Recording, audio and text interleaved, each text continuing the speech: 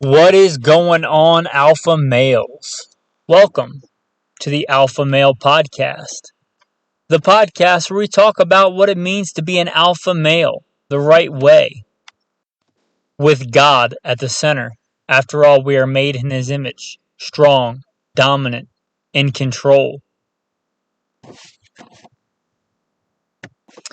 Well, if you think today in 2022 that America, Europe, the Western world, wherever you listen to this from, could use some more manliness, could use some more alpha males, I'd appreciate it if you liked, subscribe, and just wrote a review of the podcast. It's a cheap, free, easy way. You can do it while you're listening to this. That helps spread the message that men are supposed to be men. Men are supposed to be strong and dominant and in control, and they don't need to apologize for that to anybody. If you want to spread that message, like I said, like, subscribe, leave a review. If you want to check out more while you're listening, check out goodshepherdtraining.com. With that, I'll plug in the bio. You want to skip it, skip to around 3 minutes and 45 seconds ahead of where it starts. First and foremost, I am a servant of God, preacher, a fisher of men. God is number one in my life, and everything that I do in this podcast is no different, and I don't apologize for that. A little bit about me in the background. I grew up, I guess what you would consider a heathen. Didn't grow up a Christian, but I grew up in the southeastern United States, what most would consider very poor. Hunting and fishing and shooting. Joined the Marine Corps at 17, did a couple of combat tours in Iraq. After my combat tours in Iraq, I was an urban warfare instructor for the United States Marine Corps under Mojave Viper. I also served in law enforcement for several years in LAPD. I worked patrol assignments and more specialized assignments, where by God's grace, He got me through some nasty places in this world, war zones, and some of the nastiest streets in the country. Not because I am better, because God chose to have mercy on me and had a purpose for me, and I'm thankful for that. After my time in law enforcement, I was a private contractor for federal government, for a 3-letter government agency I won't specify, doing private contracting work. I'm very much involved in guns and gunfighting. I also served in the U.S. Army, both full-time and part-time National Guard. I should say my primary MOS is in both branches of the military or infantry, as of one sort or another. Specialized infantry in the Marine Corps and an MOS that no longer exists. I started competition shooting even before I joined the Marine Corps at 17. I won my first gold medal even before I joined the Marine Corps at 17. I've been blessed by God with the talents He's given me to win more shooting competitions than I can remember. I've won most of my competitions in rifle and pistol, but I've also competed in archery and shotgun and even muzzleloader, knife throwing, hatchet throwing. I've competed in all that. I've also been a professional big game hunter and guide. Like I said, I grew up hunting and fishing and shooting. I've done it to put meat on the table because I like to put food on the table with the talents God's given me. I don't apologize for that. I've done it as a professional hunter and guide. I've slain all manner of beast and guided for all manner of beast. Bear and wolf and elk and deer, mule deer, whitetail deer. I've slain ram and fallow deer and countless animals. And I don't apologize for that either. FBI certified, firearms instructor, NRA, and a bunch of other 3-letter government agency certifications. Blessed be the Lord my rock, who trains my hands for war and my fingers for battle. Psalm 144.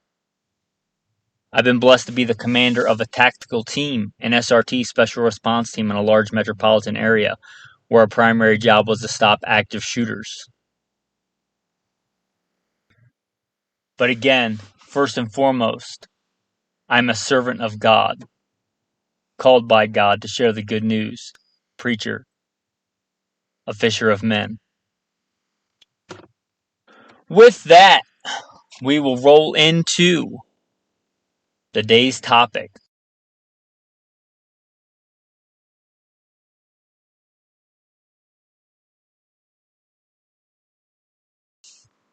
All right, man, let's get into today's topic.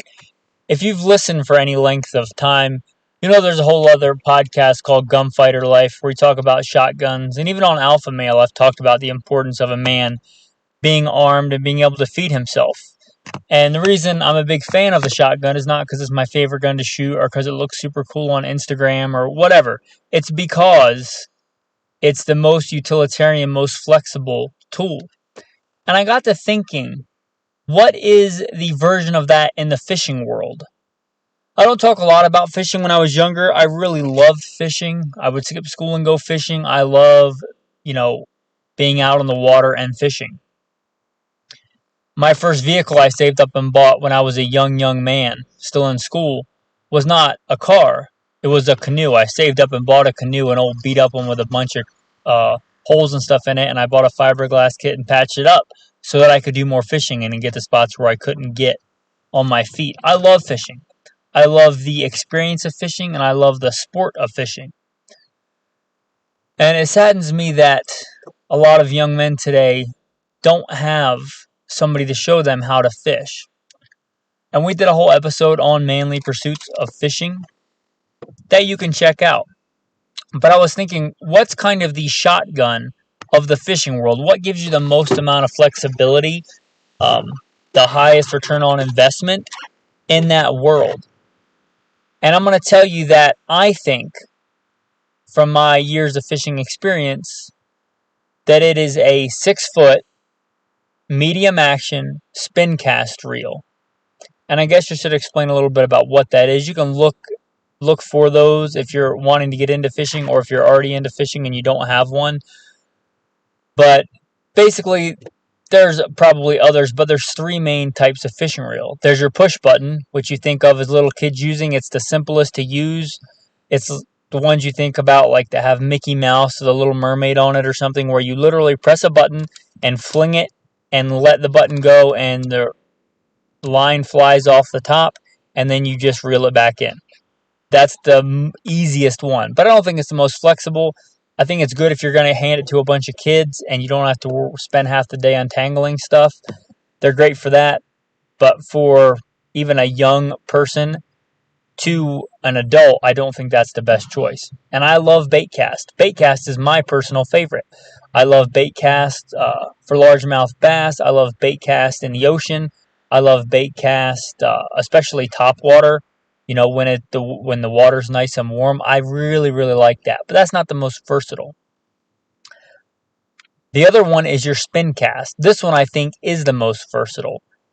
It's for an adult. It's not super complicated. It doesn't have a high barrier of entry, a high learning curve. It's pretty easy. You can learn how to do it in one session. So what this is, it's the fishing reel that you grab, and let's say the rod is closest to you, the reel is further away from you. Sometimes you'll see people fishing with these things upside down, so I don't want, if you're getting into fishing, I don't want you to be that guy. You grab the rod, and the reel hangs down in front of you, further away from you, it hangs down. And it's got what's called a bail. And you grab the line in your finger and hold it against the rod and flip the bail up. And then you cast, it's called casting if you don't know, but you cast, you go from basically, and this can depend on your type of stroke and all kinds of things, but your basic cast is from about, if you're making your arm like a clock, from about 2:30 and then to about 11:30, and you do that motion and you throw the bait out, and then when the bait hits the water, you flip the bail back over and you reel it in. And you don't have to worry about getting backlash, commonly referred to as a bird's nest. It can happen if your line's twisted or something, but again, this is a fairly easy rod and reel to use. Again, I like the bait cast. It's more of a surgical precision instrument, but it takes a long time to master. Like I said, this you could learn in a session, in an afternoon of fishing. It's a spin cast reel, and I'm talking about like the best all around. So if you're looking to get into fishing, or you looking to get into a different kind of fishing and just explore new ways to fish, then a 6-foot long medium action. To explain actions might take a little bit, but basically think about lighter actions for more delicate work, and usually usually smaller fish, and heavier actions for stiffer work for bigger fish. So if I wanted to catch really, really big catfish, I would use a heavy action rod. If I wanted to catch little teeny tiny trout in a stream, I would use a light action rod. And then you go light, medium, medium heavy, heavy. There's probably some other ones in between there, but that's kind of similar to like a shotgun choke if you're thinking about that. But your medium weight is kind of like your modified choke. A 6 foot long is pretty standard length. You could go 5'6", you could go 6'6", but 6 foot, let's call it your most versatile medium action rod. It's a great fishing rod. And with a good medium size spin cast reel and 10-pound test. Now you may decide after your first fishing trip or something that 10-pound test is not the ideal, but it's right in the middle. You know, if you're going mostly for sunfish and smaller trout, you're not going to want 10-pound test. And if you're going for heavy catfish or bigger surf fish, you're not going to want 10-pound test. But that's a good place to start. It'll work for just about anything, especially with a good quality fishing line. And fishing line is probably one of your least expensive parts of fishing. So start with 10-pound test, and you'll figure out pretty quickly what test you want to settle on. But it's a pretty common standard for bass fishing for all kinds of fishing. And let me talk about why I like this setup and why I think you should have it, even if you are an expert fisherman or an experienced fisherman, but especially a novice. Because I can take this setup to someplace I've never been. You know, I can take this to a lake I've never been on, you know, with a variety of lures or bait.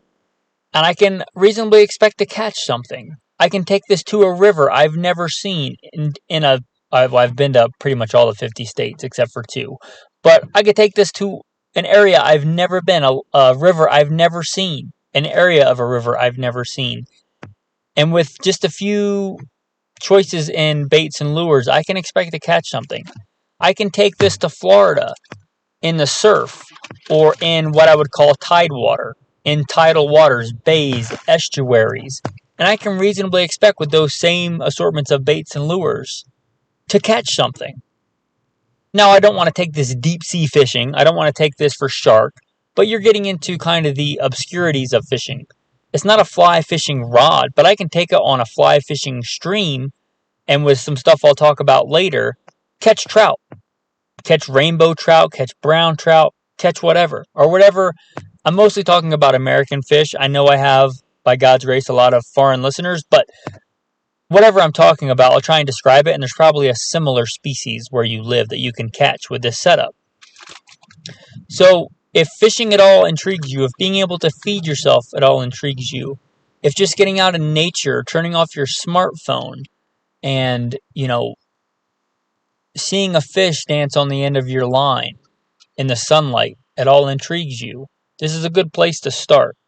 And this is a good thing to have in your vehicle, just in case you find yourself on a day off somewhere where you can go fishing, or you go on a trip and for some reason something happens and plans get canceled, and hey, there's a river or a lake nearby. Let me throw a line in there. This is a good setup to have. You're already into fishing. You're looking for a good gift for somebody to get them into fishing. You know, this would be my number one recommendation. And again, a 6 foot medium action with a spin cast reel and 10-pound test.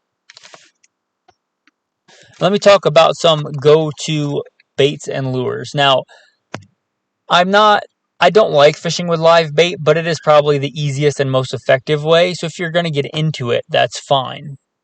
There's, I guess, 2 main ways to fish. There's a lot of subcategories, but you fish from the top and fish from the bottom. Fishing from the top, you're going to get what's called a float or a bobber and suspend the bait down from it. You know, this is your classic kind of iconic. You throw a bobber, which is like a little thing that floats on the water, out with some bait dangling down from it. Iconically, you know, a worm on the end of a hook. And you throw that out, and fish bites it and pulls it down, and then you pull back on the rod and reel it in, and you have a fish.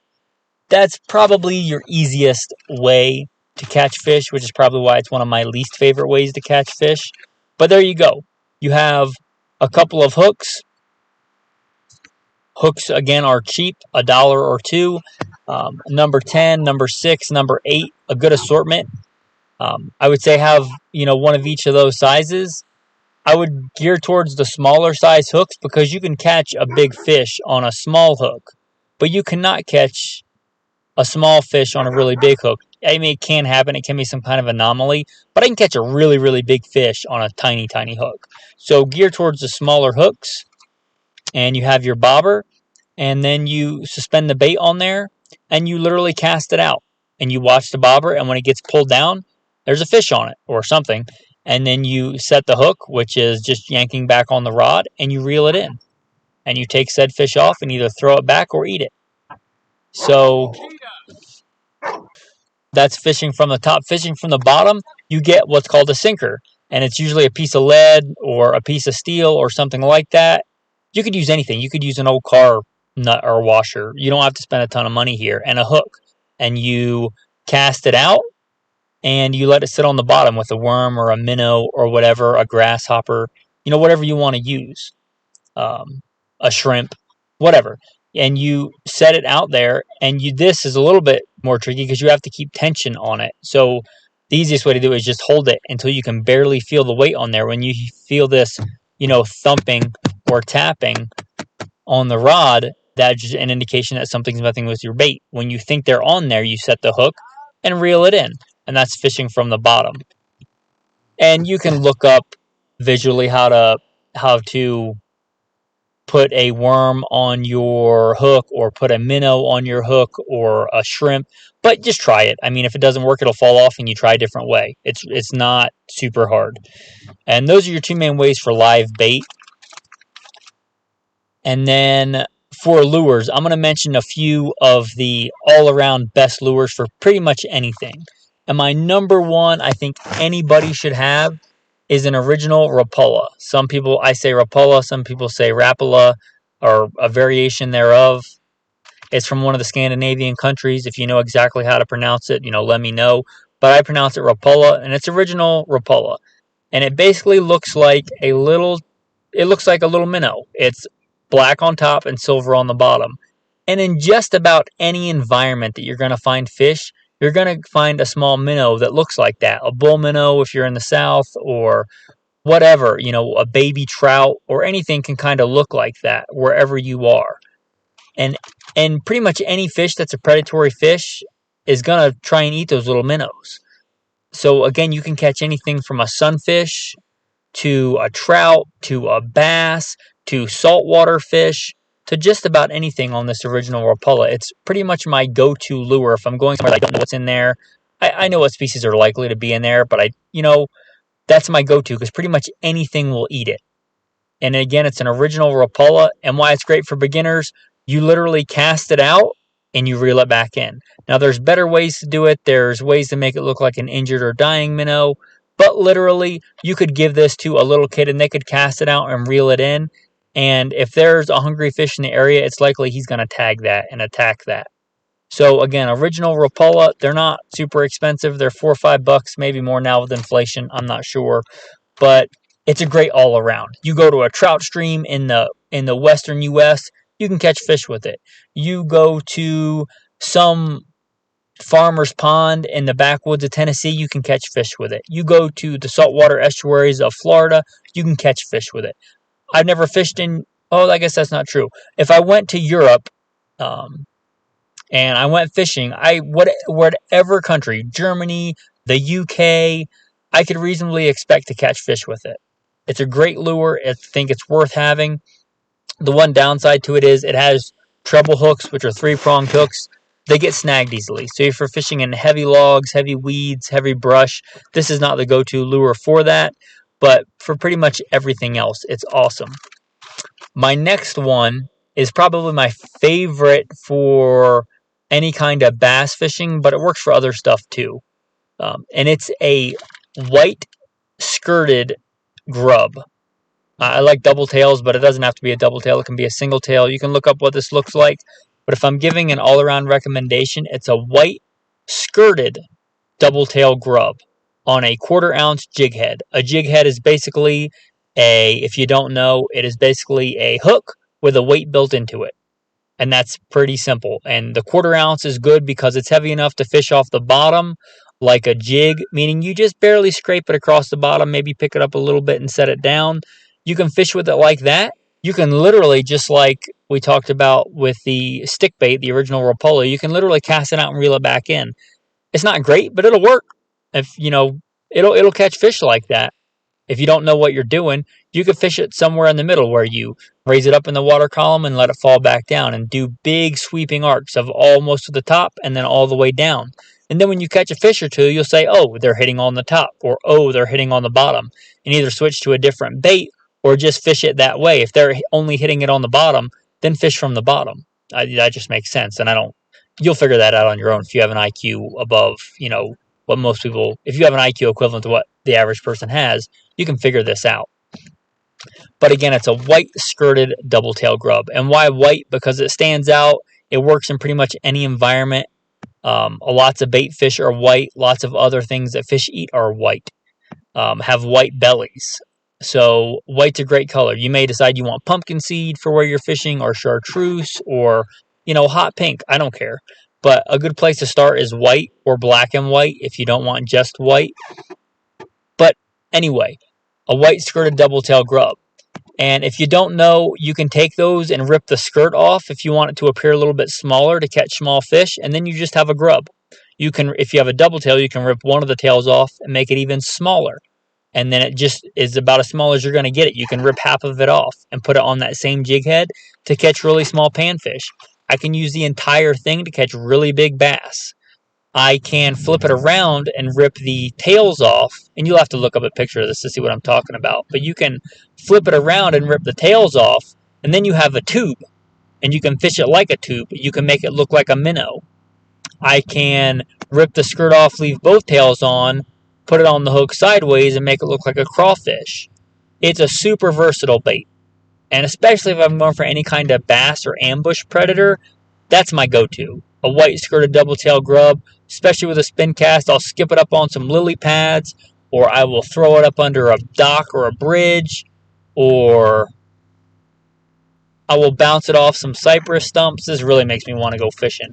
One of the drawbacks, just a quick aside, of living in the middle of the deserts of Arizona is the lack of fishing opportunity. There are some, but not a lot. But anyway, I digress. The white skirted double tail grub.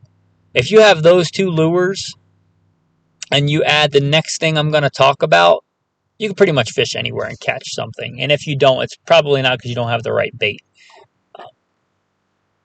The next one, flies. Now, most people think of fly fishing as a fly rod. And a fly is basically just a human analog, a human replica of a bug. Whatever kind of bug that might be in your area. But they're referred to in the fishing world as flies. And they look like a bug laying on the top of the water. Or sometimes you fish them under the water. You call those wet flies and dry flies. Now, I like fly fishing, but it's not the best all around. It's kind of a specialty thing. If you like the romance and the skill of fly fishing, then that's great. That's not what this episode is about. But if you want to take advantage of fish species that eat a lot of insects, or that's what they're eating this time of the year, you don't need a fly rod to do that. You can fish with the fly rod. You can fish with flies on a regular spin cast rod like we're talking about. The same setup I was talking about. And again, I said fishing line was cheap. You could use 10-pound test for this, but just $1 or $2 of just a really small amount of lighter fishing line to make what's called a leader. And you might want 2-pound test for this, or 4-pound test, or 6-pound test, or whatever. But basically, you tie the fly onto a bobber, like we talked about in the beginning, for fishing. You tie that line onto the bobber if you're fishing on top, and you make a leader. Let's say a foot, let's say 2 foot, for your European listeners, a half a meter, somewhere in there. So you make this leader and you put the fly on the end. You tie that fly to one end of your bobber, and then you tie that bobber onto the other end of your line on your rod, and you cast. You're basically using the weight of the bobber to cast it out, because the fly is too light to cast on a traditional rod and reel. So you're basically casting the bobber, and the fly is going along with it. They make things called, fly bubbles or things that are specifically designed for this, but you can just use a bobber. And if you want to fish off the bottom, you literally just grab a sinker like we talked about, or a washer for a car, or a nut, or a bolt, or something like that, and you can literally tie your line onto that, and then tie the leader onto that, and a fly onto the other end, and cast it out. And there you go. And, if you live in a place where there's a Walmart, which is probably you if you're in America, or somewhere with like a sporting goods store, you could probably get everything we talked about today for $40 or less American. And, prices change with inflation. It may be $80 by the time you listen to this. Who knows? But it's not a lot of money for everything we've talked about. You don't need a $40,000 bass boat and a $600 rod and reel to catch bass. The rig we talked about today will catch largemouth, smallmouth bass. You don't need, a super expensive pair of waders or, a bunch of expensive fly fishing gear to go out on a beautiful trout stream and catch trout. The things we talked about today will catch trout. We're obviously just scratching the surface of this, and there's a lot to fishing, obviously. You can use this to feed yourself, but if you're looking from a purely survival standpoint, there are more efficient ways. Trot lines, which I did when I was younger, trot lines. There's also jug fishing. There's also netting, gill netting, which I have quite a bit of experience with, more than most, and cast nets. There's all kinds of ways, fish traps, that are probably more efficient uses of your time to save calories and catch fish. But if you want to get into fishing and you want a good all-around recreation that will also feed yourself, this is a good place to start. All right, that is going to bring us to the tactical tip of the day. Now, they make things called stringers and like live wells if you catch a fish to put it in, or you could put it in a cooler and carry a cooler to keep your fish fresh if you decide you want to keep it and eat it. But you don't need any of that stuff. What you need is a stick. You take said stick, you stick it through fish's mouth, run it behind the under part of the fish to where the gills end, and you run that straight stick through there. You take a stick, a willow branch, whatever stick you can find. Whatever environment you're in, you can probably find a stick. And you take all the other limbs off, so it's just a straight or fairly straight stick. You shove it through the fish's mouth, down the bottom of his gills, and you shove that in the mud or the sand or whatever is where you're fishing. And you put him in just enough water that he's submerged in the water. And you stick it far enough into the ground that he can't break it and swim away. For most of your eating size fish, this will work just fine. And with a big enough stick, it would work for any fish. But literally take the stick, shove it in the ground through the fish, his mouth, down through his gills, and keep him there.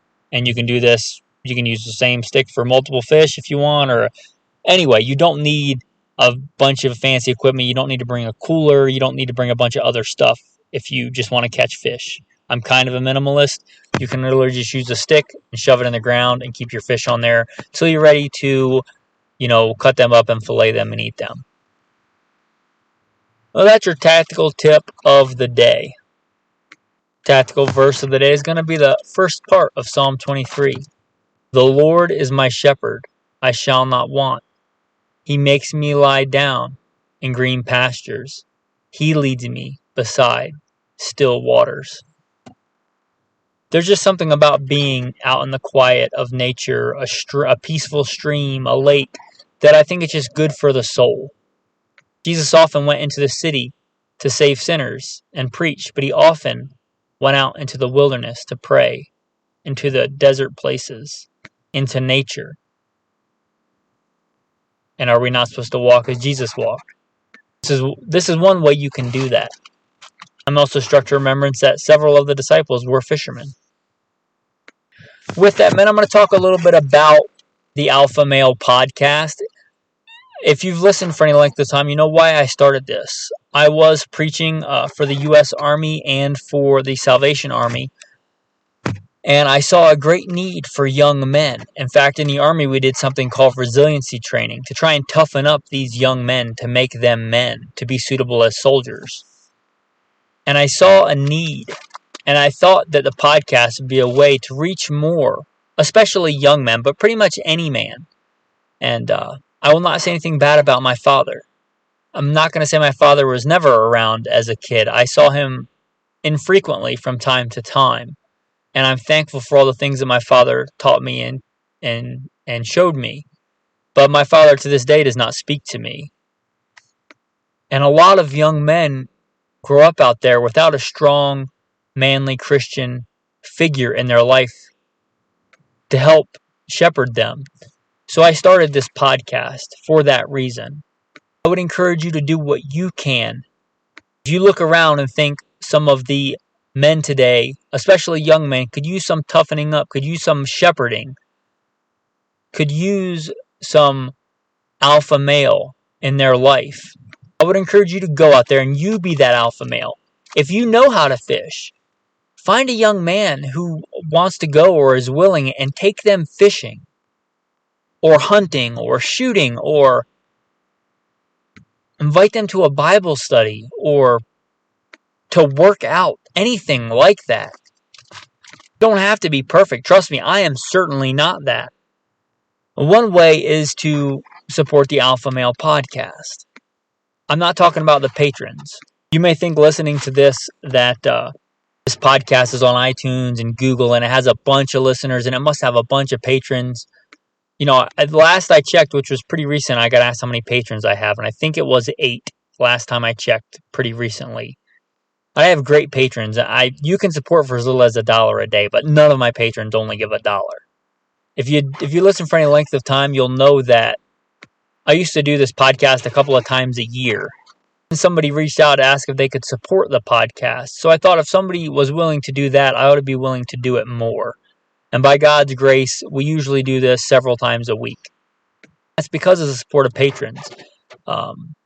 Heretofore, I work a full-time job, and this is not it. I'm doing this on my one day off besides Sabbath where I rest in between chores. In fact, right now I'm sitting outside the dog park to let my dog get some energy out and socialize him. All that to say, if you want to help this podcast grow, if you want this to be more than what it is now, if you want to be a part of it, if you think this is a message that other men need to hear, there are several ways that you can do that. You don't have to give money. You can, like I said literally in the beginning, like, subscribe, and write a quick review of the podcast. It takes less than 5 minutes. It won't cost you anything. So if you've listened, and you think this message is worth getting out there, if you think young men need to hear this, not this particular episode, but things like it, please consider doing that. If you want to support on Patreon, again, goodshepherdtraining.com is your one-stop shop. And then Patreon has a lot of perks, but I mostly want you to support because you think it's the right thing to do as a man and as an alpha male. Instead of just being a passive listener, be an active participant, consider going to Patreon. You can sign up there for the fraction of the cost of a rod and reel, for the fraction of the cost of a box of ammo, for the fraction of the cost of an expensive city cup of coffee. You can be an active participant and help share the message with other young men. As one way, not the only way, to help young men who maybe don't have that father or don't have a good alpha Christian man in their life. I would encourage you to at least consider it, pray about it. And if not, no worries. My God supplies all my needs. And whether or not you support or don't support, that doesn't absolve you of the personal responsibility as an alpha male to shepherd those other young men in your life, to be the salt and light to them, to encourage them, to help them be men in the image of God, strong and dominant and moral and just and brave. With that, men, I want to say thanks for listening to this episode of Alpha Male Podcast, and have a blessed day.